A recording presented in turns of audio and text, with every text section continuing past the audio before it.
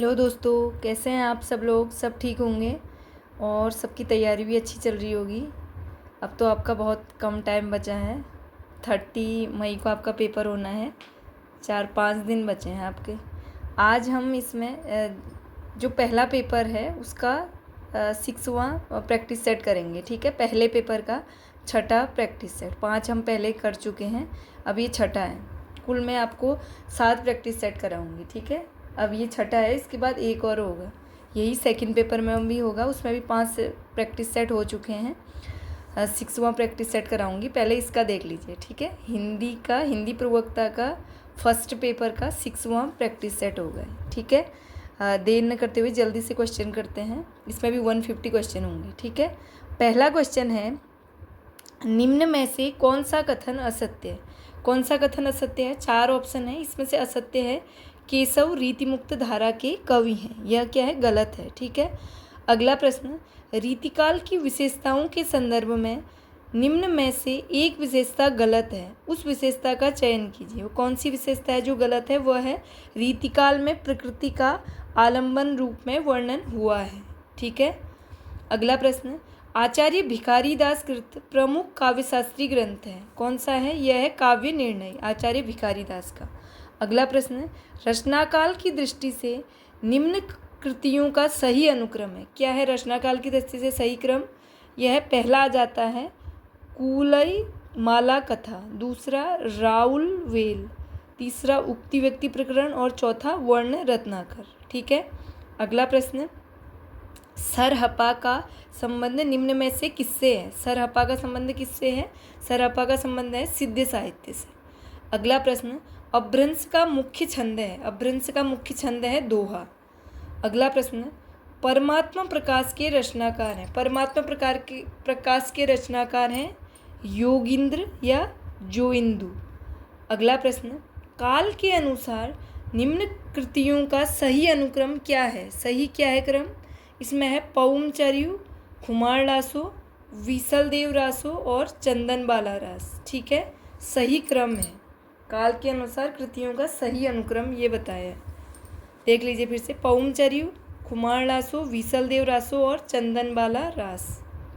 अगला प्रश्न, सबरस के रचनाकार हैं। सबरस के रचनाकार हैं मुल्ला वजही। अगला प्रश्न, हठयोग का प्रभाव निम्न कवियों में से किस पर पड़ा है? हठयोग का प्रभाव किस पर पड़ा है? यह है गोरखनाथ पर। अगला प्रश्न, कूलई माला कथा के रचनाकार हैं। कूलई माला कथा के रचनाकार कौन है? यह है उद्योतन सूरी। अगला प्रश्न, 8वीं शताब्दी के कवि नहीं है। 8वीं शताब्दी के कवि नहीं है, यह है हेमचंद्र। अगला प्रश्न, पुष्पदंत की प्रबंध रचना है। क्या है पुष्पदंत की प्रबंध रचना? यह है कुमार चर्यु। ठीक है, अगला प्रश्न, जगत सच्चाई सार कविता के रचयिता हैं। जगत सच्चाई सार कविता के रचयिता हैं श्रीधर पाठक। अगला प्रश्न, हिंदी में स्वच्छंदतावाद का कवि कौन कहा जाता है? कौन है हिंदी में स्वच्छंदतावाद का कवि? यह है श्रीधर पाठक। अगला प्रश्न, निम्न में से कौन सी रचना अयोध्या सिंह उपाध्याय हरिऔध की नहीं है? कौन सी नहीं है? 4 ऑप्शन है, इसमें है विचित्र विवाह, यह हरिऔध की रचना नहीं है। अगला प्रश्न, द्विवेदी युग का वह साहित्यकार जिन्हें कविता कामिनी कांत, भारतेंदु प्रज्ञेंदु, साहित्य सुधाकर उपाधियों से विभूषित किया गया था, कौन है? वह है नाथूराम शर्मा शंकर। अगला प्रश्न, निम्न में से एक मैथिली शरण गुप्त की काव्य रचना नहीं है। क्या नहीं है? 4 ऑप्शन है, इसमें से है कृषक क्रंदन, ये मैथिली शरण गुप्त की रचना नहीं है। अगला प्रश्न, मैथिली शरण गुप्त की कौन सी रचना महाभारत संबंधी नहीं है? यह शक्ति। अगला प्रश्न, हरिऔध कृत काव्योपवन का प्रकाशन वर्ष है। क्या है? काव्योपवन का प्रकाशन वर्ष है 1909। अगला प्रश्न, किसके साहित्य को हम सरस्वती और इंदु में जिस प्रयोगात्मक रूप में देखते हैं वही उस साहित्य का असली रूप है? यह है द्विवेदी युग। अगला प्रश्न, विख्यात जीवन व्रत हमारा लोकहित एकांत था, आत्मा अमर है देह नश्वर, यह अटल सिद्धांत था।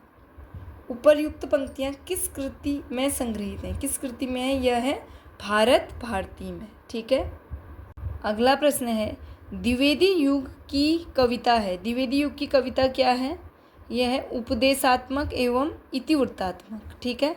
अगला प्रश्न, निम्न में से कौन सा सुमेलित नहीं है? क्या नहीं है सुमेलित? यह है छंदसार भूषण का, ये गलत है। अगला प्रश्न, बिहारी की भाषा चलती होने पर भी साहित्यिक है। यह कथन किसका है? यह कथन है रामचंद्र शुक्ल का। अगला प्रश्न, श्रृंगार लतिका के रचयिता कौन है? श्रृंगार लतिका के रचयिता हैं द्विजदेव। अगला प्रश्न, रामचंद्रिका का रचना समय है। रामचंद्रिका का रचना समय है 1601। अगला प्रश्न, महाराज जसवंत सिंह ने भाषा भूषण की रचना किस ग्रंथ के आधार पर की? किस ग्रंथ के आधार पर की? यह है चंद्रालोक। अगला प्रश्न, निम्न में से कौन सा सही सुमेलित नहीं है? यह है गंगा लहरी रत्नाकर, यह सही सुमेलित नहीं है। ठीक है। अगला प्रश्न है, नैन नचाए कही मुस्काए लला फिर आयो खेलन होरी। पंक्ति किस कवि द्वारा रचित है? किसकी है? यह है पद्माकर द्वारा रचित। अगला प्रश्न, निम्न में से कौन सा कवि रीति मुक्त नहीं है? कौन सा कवि है जो रीति मुक्त नहीं है? वह है सेनापति। अगला प्रश्न, बिहारी ने करीब कितने दोहे लिखे हैं? बिहारी ने कितने दोहे लिखे हैं? यह है 700 लगभग। अगला प्रश्न, रीतिकाल के मुख्य कवियों में है। रीतिकाल के मुख्य कवियों में है, यह है मतीराम। अगला प्रश्न, सूफी प्रेमाख्यानक काव्य के संदर्भ में इनमें से कौन सा कथन असत्य है? कौन सा है असत्य? यह सेकंड, सूफी काव्य अधिकांशतः मुक्तक रूप में लिखे गए थे। अगला प्रश्न, निम्न में से कौन सा विकल्प रचना और रचनाकार की दृष्टि से गलत है? कौन सा है? यह पद्मावत मलिक मोहम्मद जायसी।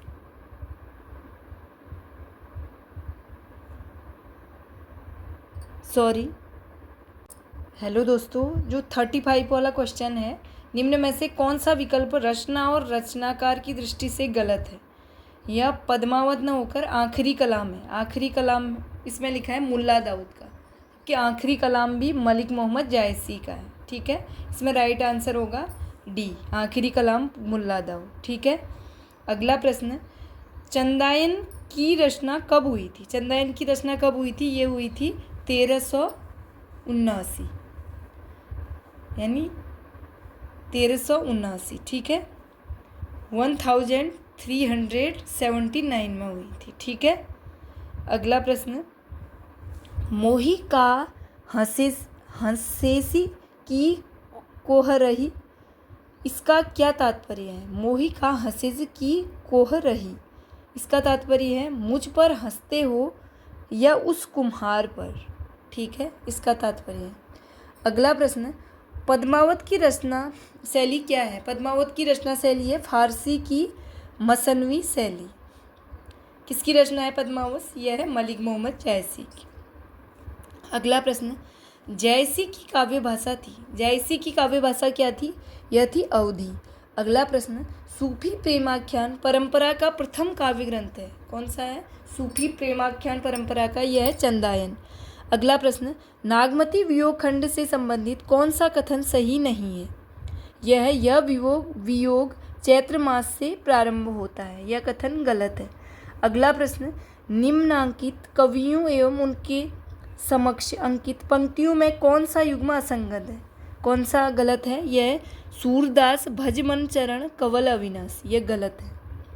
अगला प्रश्न, प्यू वियोग अस बाउर जीव, पंक्ति में बाउर शब्द का अर्थ है, बाउर का अर्थ है पगली। अगला प्रश्न, खुमान नासों का रचयिता कौन है? खुमान नासों के रचयिता हैं तलपति विजय। अगला प्रश्न, निम्न में से कौन सी रचना विद्यापति की नहीं है? कौन सी रचना है जो विद्यापति की नहीं है? वह है पदावली। ठीक है, सॉरी, इसमें भी पदावली तो इन्हीं की है, विद्यापति की। इसमें जय मयंक जस चंद्रिका, यह विद्यापति की रचना नहीं है। ठीक है।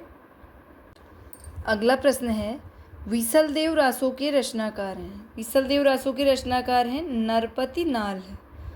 अगला प्रश्न, विद्यापति किसके आश्रित कवि थे? विद्यापति किसके आश्रित कवि थे? ये है शिव सिंह।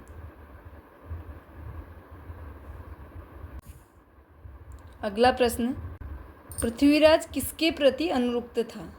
पृथ्वीराज थे जो किसके प्रति अनुरक्त था? यह था संयोगी था। ठीक है।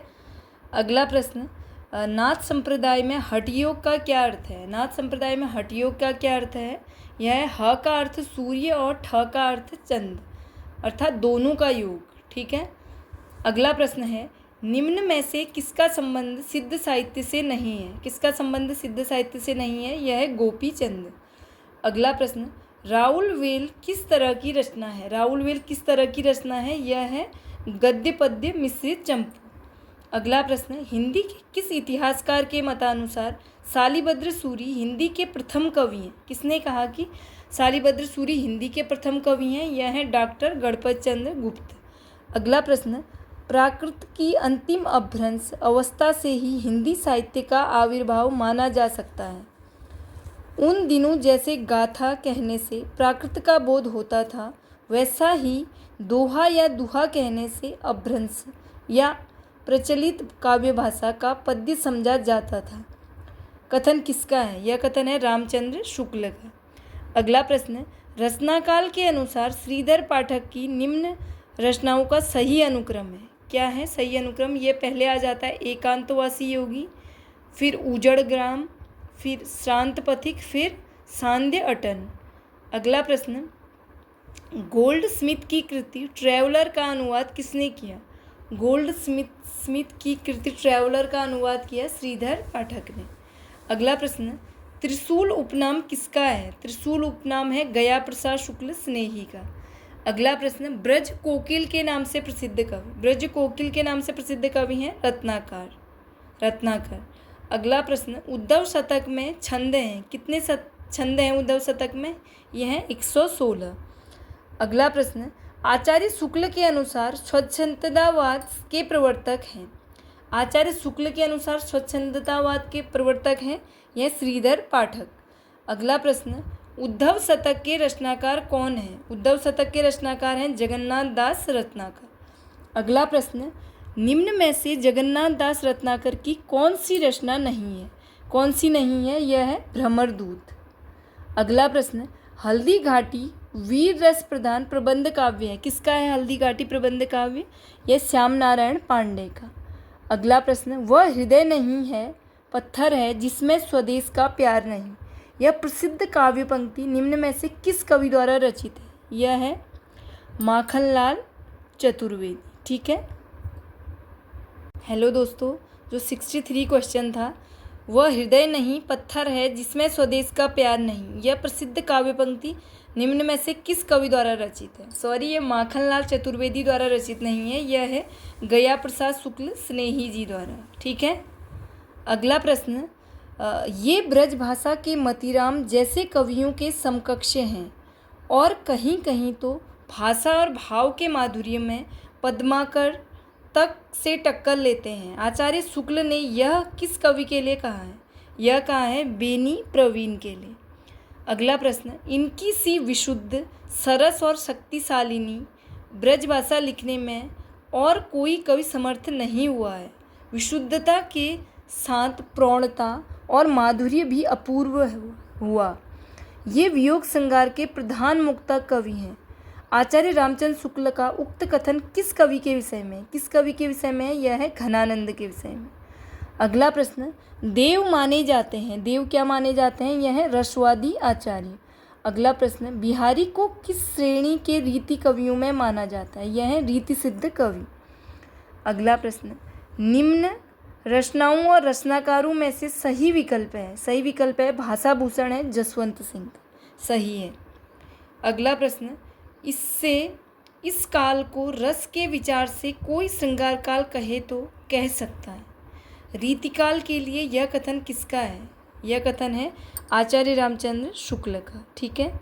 अगला प्रश्न है, पर कारज देह को धारे फिरो परजन्य जथारथ है दार सौ निधि नीर सुध के समान करो सभी विधि सुंदरता सरसो घनानंद जीवनदायक हो कबो मेरियो पीर हिये परसों। उपर्युक्त पंक्तियाँ किसे संबोधित है, पंक्तियों को किसे संबोधित किया है, यह है बादल को। ठीक है। अगला प्रश्न, रीतिकाल में वीर काव्य लिखने के लिए सर्वाधिक प्रसिद्धि किसे मिली, किसे मिली, यह है भूषण को। अगला प्रश्न, कौन से रीतिकालीन कवि आपस में भाई माने जाते हैं, कौन से रीतिकालीन कवि हैं जो आपस में भाई माने जाते हैं, यह है चिंतामणि, भूषण और मतीराम। अगला प्रश्न, निर्गुण काव्यधारा की प्रवृत्ति है, क्या है निर्गुण काव्यधारा की प्रवृत्ति, वह है रूढ़ियों एवं आडंबरों का विरोध। ठीक है। अगला प्रश्न, कबीरदास किस काव्यधारा का प्रतिनिधित्व करते हैं, कबीरदास संत काव्यधारा का प्रतिनिधित्व करते हैं। अगला प्रश्न, निर्गुण संत कवियों में सर्वाधिक शास्त्रज्ञ एवं सुशिक्षित थे, वह थे सुंदरदास। अगला प्रश्न, सगुण भक्ति के प्रतिनिधि सूरदास माने जाते हैं, तो निर्गुण भक्ति के प्रतिनिधि कौन माने जाते हैं, वह हैं कबीर। अगला प्रश्न, हरडे वाणी एवं अंगबधु किसकी वाणी के संकलन है, किसकी वाणी के संकलन है, यह है दादू दयाल। अगला प्रश्न, ज्ञान बोध के रचनाकार हैं, ज्ञान बोध के रचनाकार हैं मलूकदास। अगला प्रश्न, चंडी चरित किसकी विशिष्ट साहित्यिक रचना है, किसकी है, यह है गुरु गोविंद सिंह की। अगला प्रश्न, निम्न में से संत काव्य परंपरा के अंतर्गत न आने वाले कवि का नाम है, यह क्या है, नंददास। अगला प्रश्न, इनमें से कौन सा कथन असत्य है, कौन सा कथन असत्य है, यह संत तुलसीदास ज्ञानश्री शाखा के कवि हैं, यह गलत कथन है। अगला प्रश्न, नीमा किस कवि की माता का नाम था, नीमा, यह कबीरदास। अगला प्रश्न, निम्न में से कौन सी नानक की रचना नहीं है, कौन सी नहीं है, यह है सिद्धांत पंचमात्रा। अगला प्रश्न, रैदास के पद किस धार्मिक ग्रंथ में संकलित है, यह है आदि गुरु ग्रंथ साहिब में। अगला प्रश्न, बीजक किसकी रचनाओं का संग्रह है, किसकी रचनाओं का संग्रह है, यह है कबीरदास। अगला प्रश्न, ईश्वर के अस्तित्व को स्वीकार न करने वाला दर्शन कौन सा है, यह चार्वाक दर्शन। अगला प्रश्न, दादू पंथ का प्रधान पीठ दादू द्वारा कहाँ पर स्थित है, यह है नरैना में। अगला प्रश्न, संत रज्जब द्वारा दादू दयाल की समग्र रचनाओं का संकलन किस नाम से जाना गया है, यह है अंगबधु। अगला प्रश्न, निम्न में से किस संत का साधना क्षेत्र कभी भी राजस्थान नहीं रहा, यह है मलूकदास। अगला प्रश्न, दार्शनिक विचारधारा की दृष्टि से भेदवादी विचारधारा से संबंधित संत का नाम है, क्या है, गुरु नानक है। अगला प्रश्न, निम्न में से कौन सा संत रामानंद का शिष्य नहीं है, यह है धर्मदास। अगला प्रश्न, कबीरदास के काव्य में विद्यमान भावात्मक रहस्यवाद की झलक का कारण है, यह सूफी सत्संग का प्रभाव। अगला प्रश्न, बीसलदेव रासों की नायिका का नाम क्या है, बीसलदेव रासों की नायिका का नाम है राजमती। ठीक है।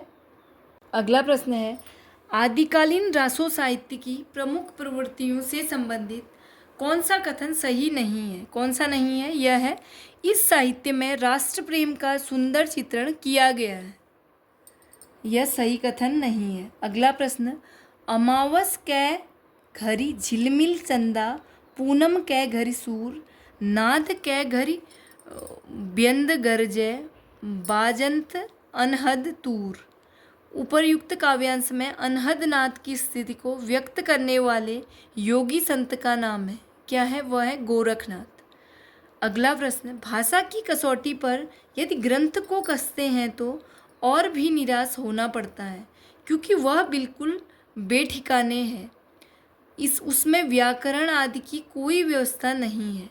आचार्य शुक्ल का उक्त कथन किस ग्रंथ के संदर्भ में है, किस ग्रंथ के संदर्भ में, यह है पृथ्वीराज रासो। अगला प्रश्न, निम्नलिखित में से किस रचना में कड़वक शैली का प्रयोग नहीं हुआ है, वह है पाहुड़ दोहा।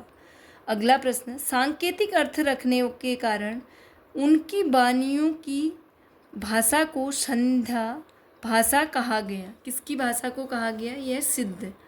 अगला प्रश्न, आदिकाल के किस कवि की भाषा हिंदी के वर्तमान रूप के सर्वाधिक निकट है, यह है अमीर खुसरो।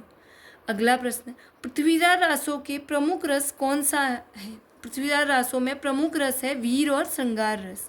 अगला प्रश्न, राहुल सांकृत्यायन ने हिंदी का पहला कवि किसे माना है? यह माना है सरहपाद को। अगला प्रश्न, सिद्धों की बानियों को हिंदी काव्यधारा के नाम से किसने संग्रहित किया? किसने किया? यह है महापंडित राहुल सांकृत्यायन। अगला प्रश्न, भारतेंदु युग का कौन सा कवि पुष्टि मार्ग में दीक्षित था? कौन सा कवि है? वह है भारतेंदु हरिश्चंद्र।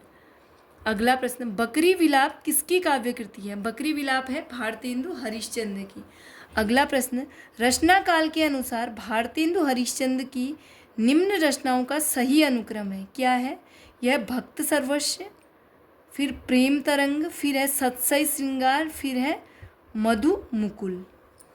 अगला प्रश्न, जन्मकाल के आधार पर निम्न कवियों का सही अनुक्रम है, क्या है? यह भारतेंदु हरिश्चंद्र, बद्रीनारायण चौधरी प्रेमघन, प्रताप नारायण मिश्र और जगमोहन सिंह। अगला प्रश्न, कविता के लिए खड़ी बोली के पक्ष में आंदोलन की शुरुआत की, किसने की? यह अयोध्या प्रसाद खत्री ने। अगला प्रश्न, प्रयाग रामागमन के लेखक हैं? प्रयाग रामागमन के लेखक हैं प्रेमघन।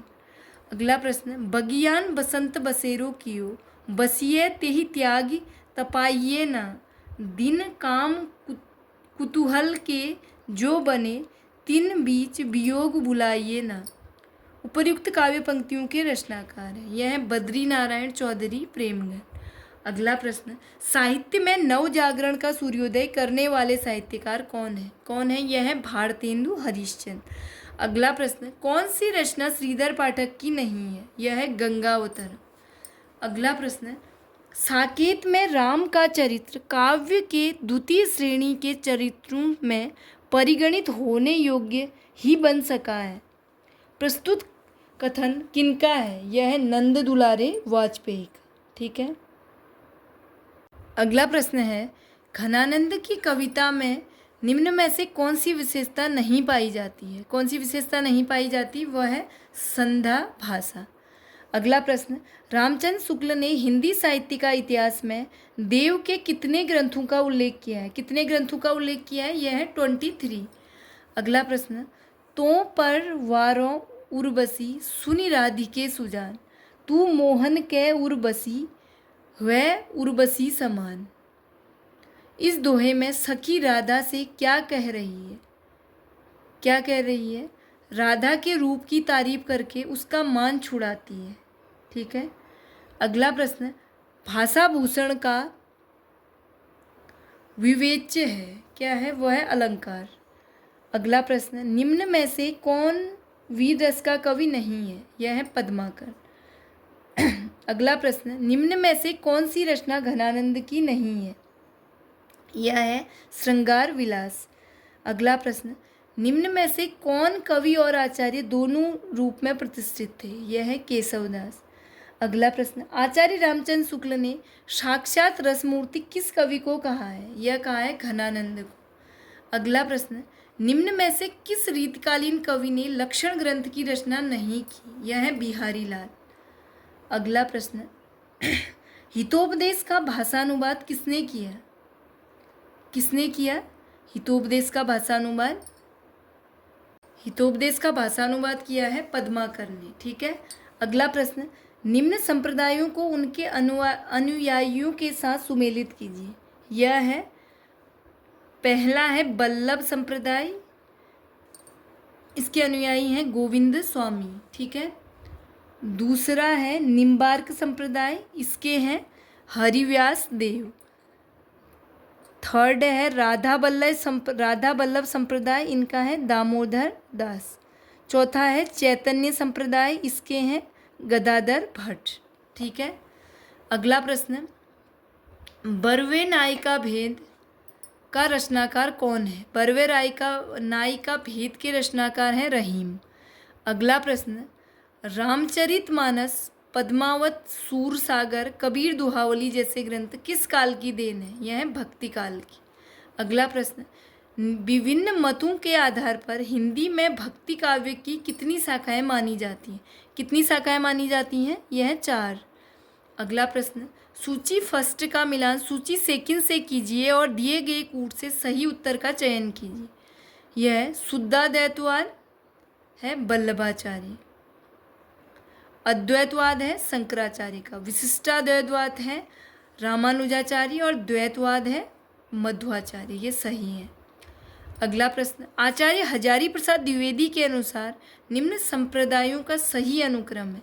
पहले आ जाता है श्री संप्रदाय, फिर ब्रह्म संप्रदाय, फिर रुद्र संप्रदाय, फिर सनकादि संप्रदाय। अगला प्रश्न, भक्ति काव्य को भारतीय चिंतन धारा का स्वाभाविक विकास किसने माना है? यह माना है हजारी प्रसाद द्विवेदी ने। अगला प्रश्न, अद्वैतवाद के प्रवर्तक कौन थे? अद्वैतवाद के प्रवर्तक थे शंकराचार्य। ठीक है। अगला प्रश्न है, कबीरदास में जो रहस्यवाद पाया जाता है वह अधिकतर सूफियों के प्रभाव के कारण है। यह किसका कथन है? यह है आचार्य रामचंद्र शुक्ल का।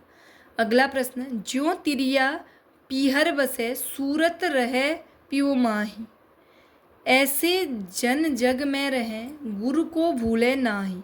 उपर्युक्त पंक्तियां किसकी हैं? यह है सहजोबाई की। अगला प्रश्न, निम्न में से कौन चंदन बाला रास के रचयिता है? चंदन बाला रास के रचयिता है आसगु।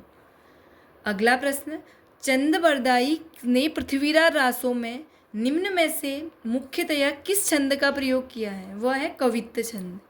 अगला प्रश्न, विद्यापति ने अपना कौन सा ग्रंथ मैथिली भाषा में लिखा है? वह है पदावली। अगला प्रश्न, पौमचर्यु में किसका वर्णन है? इसमें है राम का वर्णन। अगला प्रश्न, अमीर खुसरो की पहेलियाँ और मुकरियाँ किस भाषा में हैं? यह है खड़ी बोली में। अगला प्रश्न, डिंगल भाषा का अर्थ क्या है? डिंगल भाषा का अर्थ है अपभ्रंश के योग में बनी शुद्ध राजस्थानी। अगला प्रश्न, अमीर खुसरो का जन्म स्थान कौन सा था? अमीर खुसरो का जन्म स्थान था एटा। अगला प्रश्न, शुक्ल जी के अनुसार हमीर रासों के रचनाकार कौन है? यह है सारंगधर। अगला प्रश्न, विद्यापति ने किस भाषा में काव्य रचना की? इन्होंने की है मैथिली भाषा में। अगला प्रश्न, अमीर खुसरो ने हिंदी के लिए कौन सा शब्द प्रयुक्त किया है? इन्होंने किया है हिंदवी। अगला प्रश्न, निम्न में से क्या हिंदी साहित्य इतिहास लेखन का आधार या स्रोत नहीं हो सकता? वह रचनाओं का मौखिक उल्लेख। अगला प्रश्न, निम्न में से कौन सी पुस्तक आचार्य हजारी प्रसाद द्विवेदी की नहीं है? वह है हिंदी साहित्य की आलोचना। अगला प्रश्न, आचार्य रामचंद्र शुक्ल के अनुसार आदिकाल का समय है। यह है 1050 से 1375 विक्रमी। अगला प्रश्न, इस्तवार दला लितरेत्युर एंदोई एंदोस्तानी नामक ग्रंथ किस भाषा में लिखा गया था? यह ग्रंथ लिखा गया था फ्रेंच भाषा में। अगला प्रश्न, सूची फर्स्ट में निम्न अंकित नामों को सूची सेकंड में अंकित साहित्य इतिहासकारों के साथ सुमेलित कीजिए। वह है सिद्ध सामंतकाल। कौन है सिद्ध सामंतकाल? यह है राहुल सांकृत्य। चारण काल है जॉर्ज गियर्सन। प्रारंभिक काल है मिश्र बंधु। आदिकाल है हजारी प्रसाद द्विवेदी। ठीक है। अगला प्रश्न, हिंदी के प्रारंभिक काल को आदिकाल नाम देने वाले हैं किसने दिया? यह है हजारी प्रसाद द्विवेदी। अगला प्रश्न, ज्ञान राशि के संचित कोश का नाम साहित्य है। साहित्य के संदर्भ में यह किस मनीषी का कथन है? यह पंडित महावीर प्रसाद द्विवेदी। अगला प्रश्न, हिंदी साहित्य के इतिहास का काल विभाजन करने वाले प्रथम इतिहासकार कौन है? यह है जॉर्ज गियर्सन। ठीक है दोस्तों, आज का प्रैक्टिस सेट पूरा हुआ।